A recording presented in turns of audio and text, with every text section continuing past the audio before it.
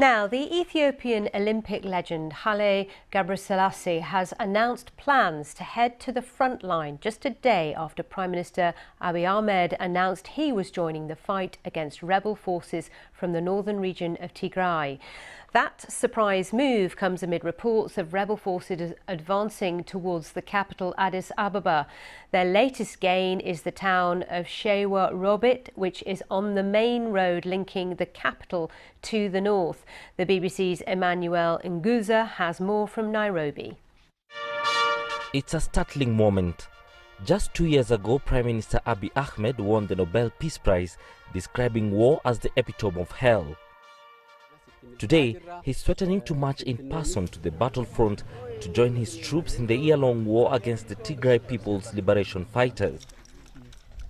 The TPLF, which has joined forces with another rebel group, the Oromo Liberation Army, have dismissed the statement and claimed to have captured key towns and cities as they advance south towards the capital Addis Ababa.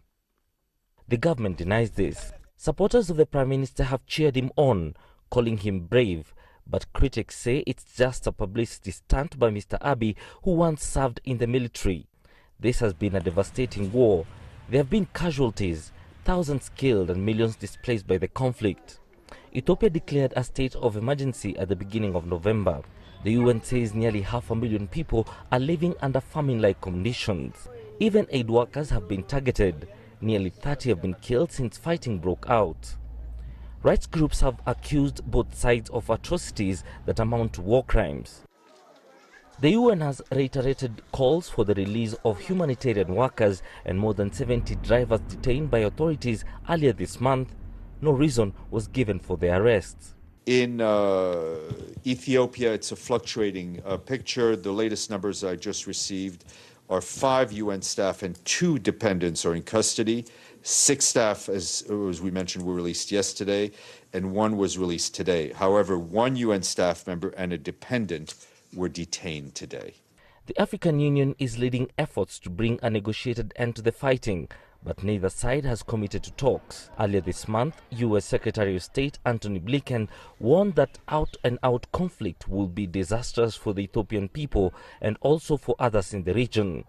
At the root of the war is a disagreement between Prime Minister Abiy and the TPLF, which for almost 3 decades dominated the whole country. The simmering dispute then erupted into war 12 months ago when Tigrayan forces were accused of attacking army bases to steal weapons, and federal government responded.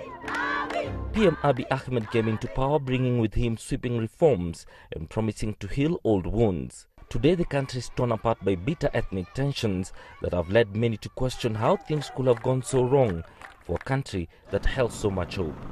Emmanuel Nguza, BBC News.